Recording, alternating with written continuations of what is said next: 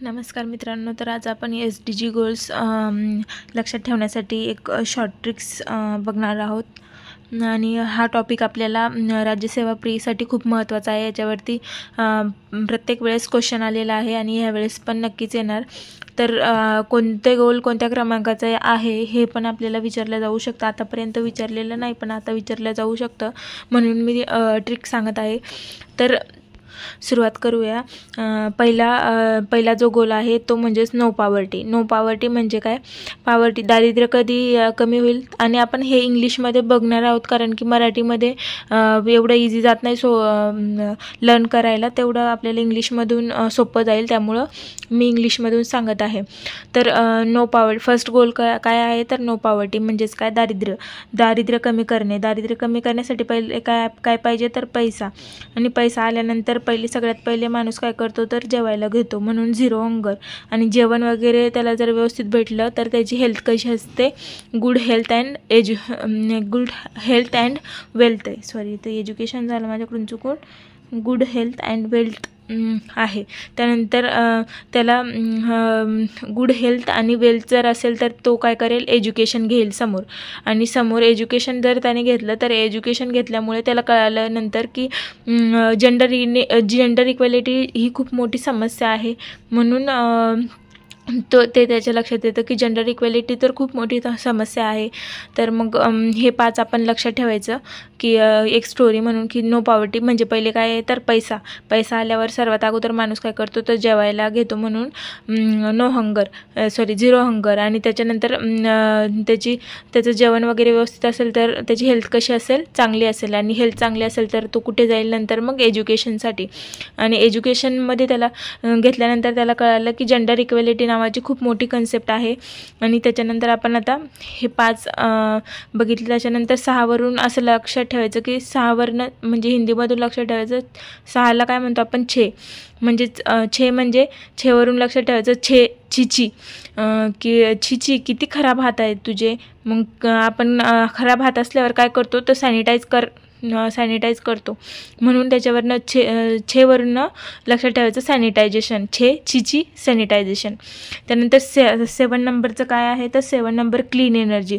तर जो 7 आहे तो लक्षात ठेवा की 7 असं पण आपण काढू शकतो, म्हणजेच काय? स्टडी लॅम्प असा असतो, तर स्टडी लॅम्पचं हे आहे, म्हणजेच तिथून काय येते? तर सोलार एनर्जी। तर हे लक्षात ठेवायचं की हे 7 काय आहे? तर एनर्जीबद्दल आहे।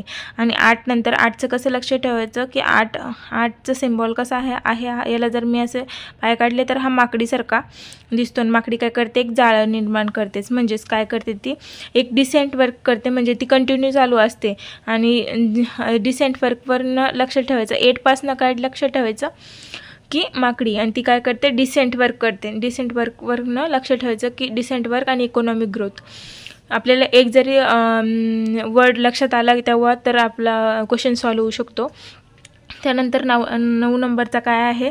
तर बघा, आपण आयफोन 16, आयफोन 13 असं आपण बघतो, तर इथं आपण i9 लक्षात ठेवायचं। i9 नंबरच्या गोलमध्ये काय आहे? तर आय म्हणजेच काय? इंडस्ट्री, इनोव्हेशन आणि इन्फ्रास्ट्रक्चर। तर लक्षात ठेवायचं की 9मध्ये काय आहे? आयफोन कुठे आहे लक्षात ठेवायचं? 9 नंबरमध्ये। आणि जर आयफोन नाही लक्षात राहिला तर हिंदीमधून 9 लक्षात ठेवायचं की नो म्हणजेच काय? इनोव्हेशन, इंडस्ट्री, इनोव्हेशन आणि इन्फ्रास्ट्रक्चर। नोमधून न लक्षात ठेवायचं, न इंडस्ट्री, इनोव्हेशन आणि इन्फ्रास्ट्रक्चर। हे झालं 9. तर आपण परत हे बघून किंवा 6मध्ये आपण काय लक्षात ठेवलं? तर छे म्हणजे सॅनिटायझेशन। छे हात खराब आहे ते सॅनिटाईज कर। 7मध्ये आपण काय? सोलर लॅम्प काढला, आणि त्याच्यामध्ये काय सांगितलं की एनर्जी। त्यानंतर 8मध्ये काय लक्षात ठेवायचं? तर माकडी डिसेंट वर्क करते। 9मध्ये काय लक्षात ठेवायचं? तर की आयफोन कुठे आहे? 9मध्ये। त्याच्यामध्ये 3 आय लक्षात ठेवायचं, इंडस्ट्री, इनोव्हेशन आणि इन्फ्रास्ट्रक्चर। त्यानंतर 10 नंबर, आता आपण खाली येऊया। तर आता 10 नंबर इंडिव्हिज्युअली लक्षात ठेवायचं की रिड्यूस इक्वेलिटी रिड्यूस करायची। आणि 10 नंबरचा हा एक लक्षात ठेवायचं की रिड्यूस इक्वेलिटी। 11 नंबर काय आहे? तर सस्टेनेबल सिटीज अँड कम्युनिटीज। तर 11वरनं लक्षात ठेवायचं की 11 हा कसा दिसतो? बघा, हा रस्त्यासारखा, तर सिटीजमध्ये जाण्यासाठी खूप छान रस्ते आहेत, म्हणून 11वरनं सिटी लक्षात ठेवायची की जाणारे हे 11 काय आहेत, रस्ते आहेत, सस्टेनेबल सिटीज अँड कम्युनिटीज. त्यानंतर 12वरनं लक्षात ठेवायचं रिस्पॉन्सिबल कन्झम्पशन आणि प्रोडक्शन. वरनं लक्षात ठेवायचं कंझ्युम म्हणजे आपण काही खात असतो तर आपण काय म्हणतो की किती खाणार आहे, खाऊन 12 वाजवले, तर 12पासून लक्षात ठेवायचं. 12 नंबरचं गोलमध्ये काय आहे, कन्झम्पशन हे लक्षात ठेवायचं, responsible for consumption and production, तर हे लक्षात ठेवायचं.